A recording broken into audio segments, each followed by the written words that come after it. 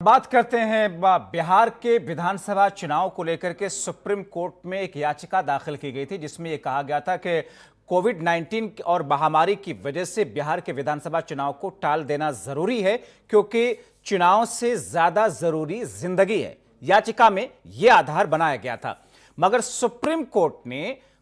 कोविड-19 को लेकर के चुनाव को टालने की अर्जी को खारिज कर दिया है। सुप्रीम कोर्ट ने यह कहा इस पूरे मामले को लेकर के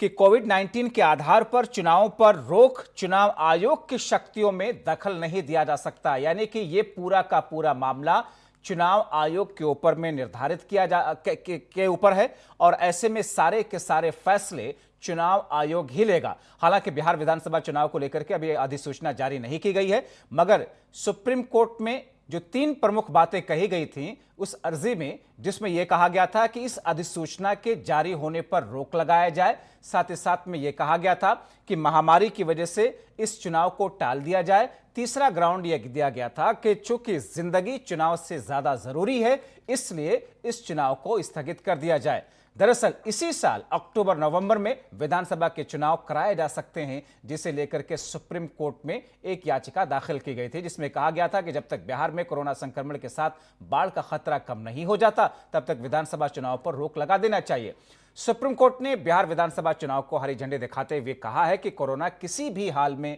विधानसभा चुनाव को रोकने के लिए बड़ा कारण नहीं हो सकता है।